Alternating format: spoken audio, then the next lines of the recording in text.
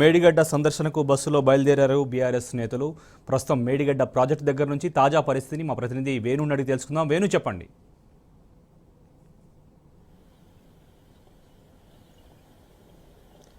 శోభన్, మరి కొద్ది గంటల్లో ఇటు బీఆర్ఎస్ శ్రేణులంతా కూడా మేడిగడ్డకు వస్తారు, పరిశీలిస్తారు. ఎందుకంటే యాక్చువల్ కాళేశ్వరం అనేది ఒక ఎత్తిపోతలో ప్రపంచంలోనే అతిపెద్ద ఎత్తిపోతల పథకం అని చెప్పాలి. అంటే ముఖ్యంగా చూసుకుంటే కాళేశ్వరం దీని ఇప్పుడు ప్రస్తుతం మనం మేడిగడ్డలో ఉన్నాం. మేడిగడ్డ విషయానికి వస్తే దీనికి 85 గేట్లు ఉంటాయి, 86 పిల్లర్లు ఉంటాయి. ఈ 86 పిల్లర్లలో అంటే 19, 20, 21 అంటే ఈ 3 పిల్లర్లు మాత్రం డ్యామేజ్ అయినటువంటి పరిస్థితి చూడొచ్చు మనం ప్రత్యక్షంగా విజువల్ ద్వారా. అంటే అటు మహారాష్ట్ర ఉంటుంది, ఇటు తెలంగాణ. ఈ మహారాష్ట్రకు సంబంధించినటువంటి బార్డర్కి సంబంధించినటువంటి 20, 21, 22 పిల్లర్లో కొంత డ్యామేజ్ అయిన మాట వాస్తవమైన కూడా అయితే ఇప్పుడు ఉన్నటువంటి పరిస్థితులు అంటే యాక్చువల్ ఈ ప్రాజెక్టు కట్టేటప్పుడు కూడా శోభన్ కాపర్ డ్యామ్ నిర్మాణం జరిగినటువంటి పరిస్థితి విజువల్ ద్వారా కూడా చూడొచ్చు. ఎందుకంటే ప్రాజెక్టు కట్టేటప్పుడు కూడా అంటే కాపర్ డ్యామ్ కట్టి వాటర్ ను నిలువరించి ప్రాజెక్టు పనులు నడిచినటువంటి పరిస్థితి.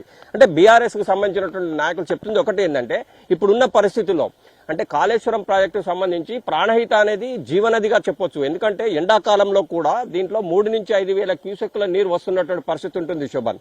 అంటే ఈ నీటిని వృధా పోనీయద్దు. ముఖ్యంగా కేసీఆర్ గారు దీని మీద ప్రత్యేక అంటే లైడార్ సర్వే కూడా నిర్వహించినటువంటి పరిస్థితి. తుమ్మిడిహట్టి వద్ద నీళ్ల నిల్వ ఉండదు కనుక లైడార్ సర్వే ద్వారా ఎక్కడ నీటి నిల్వ ఉంటుందనే ఒక నేపథ్యంలో లైడార్ సర్వే నిర్వహించినప్పుడు మేడిగడ్డ వద్ద నీళ్లు పెద్ద ఎత్తున లభిస్తాయనే ఒక నేపథ్యంలోనే ఇక్కడ ఒక మేడిగడ్డకు సంబంధించి ఇక్కడ నిర్మాణం జరిగింది. దీనికి సంబంధించి చూసుకుంటే కూడా 86 గేట్లు ఉంటాయి, 86 ఫిల్లర్లు ఉంటాయి, 85 గేట్లు. అంటే దీనికి సంబంధించి చూసుకుంటే చూడొచ్చు బ్యాక్గ్రౌండ్. అంటే ఈ వాటర్ అంతా కూడా 16.17 టీఎంసీల నీరు నిల్వ ఉంటుంది. ఒకవేళ వీళ్ళు కనుక దీని మీద ప్రత్యక్షంగా పరోక్షంగా రైతులకు లాభం చేయాలనుకుంటే కాపర్ డ్యామ్ నిర్మాణం చేపట్టచ్చు.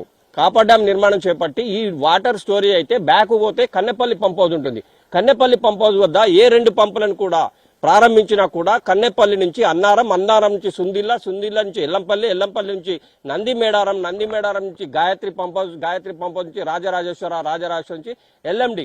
ఆ తదనంతరం చూసుకుంటే కూడా రాజరాజేశ్వర నుంచి చూసుకుంటే కూడా మనం అన్నపూర్ణ రిజర్వాయర్ కు నీళ్లు పంపించవచ్చు. అన్నపూర్ణ, రంగనాయక సాగర్, కొండపోచమ్మ, మల్లన్న సాగర్ వరకు కూడా పంపించవచ్చు.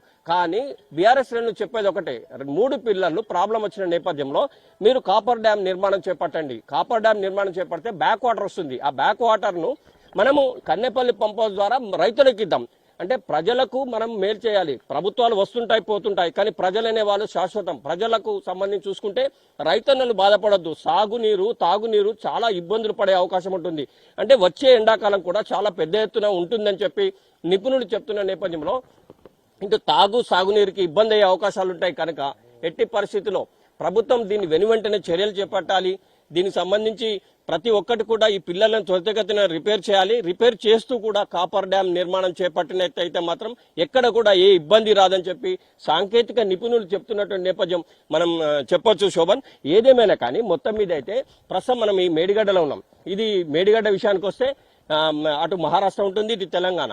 అంటే ప్రస్తుతం బీఆర్ఎస్ నేతలు చెప్పేది ఏంటంటే రాజకీయ ప్రయోజనాల కోసం మాత్రమే ప్రభుత్వం రిపేర్లు చేయటం లేదు. రాజకీయ ప్రయోజనాలు ముఖ్యం కాదు, ప్రజలు, రైతులు ముఖ్యం.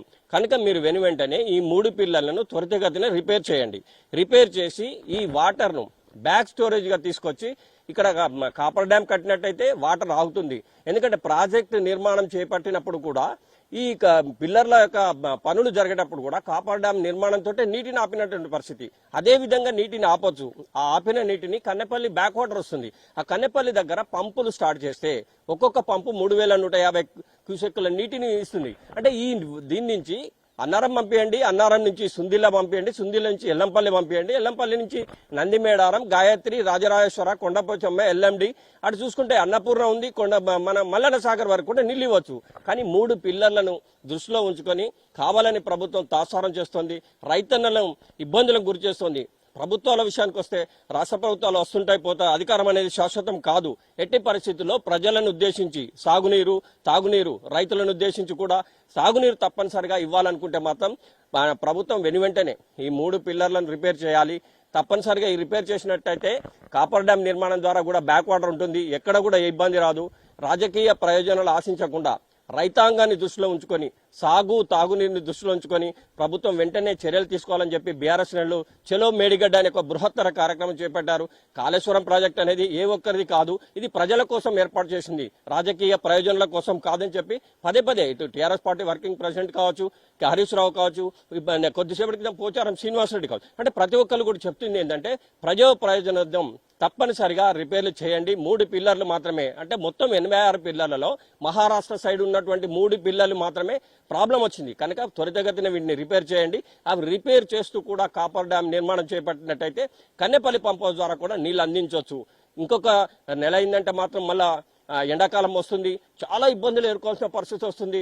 రైతన్నలను మనం ఆదుకోవాలనే ఒక చిత్తశుద్ధి ఉంటే మాత్రం రాష్ట్ర ప్రభుత్వం వెనువెంటనే ఈ కాపర్ డ్యామ్ నిర్మాణం చేపట్టండి, వాటర్ను వెనువెంటనే రిలీజ్ చేయండి అని చెప్పి బీఆర్ఎస్ నేతలు మొదటి నుంచి కూడా చెప్తున్నటువంటి పరిస్థితి శోభన్.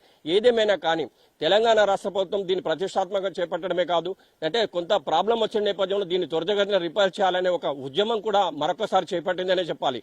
తెలంగాణ రైతాంగానికి సాగు తాగు నీరు నాటి ఉద్యమ స్ఫూర్తితో ఏనాడైతే ఆ తెలంగాణ రాష్ట్ర సాధన కోసం పోరాటం చేశారో, ఇప్పుడు తెలంగాణ రాష్ట్రం ఏర్పడ్డాక కూడా 10 సంవత్సరాల్లో ఇవన్నీ ప్రాజెక్టులు కట్టడం ఒక ఎత్తు అయితే, ప్రాజెక్టులలో కొన్ని లోపాలు, సాంకేతిక లోపాలు వచ్చిన నేపథ్యం పర్ఫెక్ట్ అయినా కూడా, ఏది ఏమైనా కూడా వచ్చిన ప్రభుత్వం ఎవరన్నా కానీ ప్రజా ప్రయోజనార్థం రైతన్నల కోసం, ప్రజల కోసం సాగు తాగునీరును ఇవ్వాలనే ఒక సదుద్దేశంతో కనుక ఉంటే మాత్రం త్వరితగతిన ఈ యొక్క పనులు చేపట్టాలని చెప్పి మొదటి నుంచి కూడా చెప్తున్న నేపథ్యం.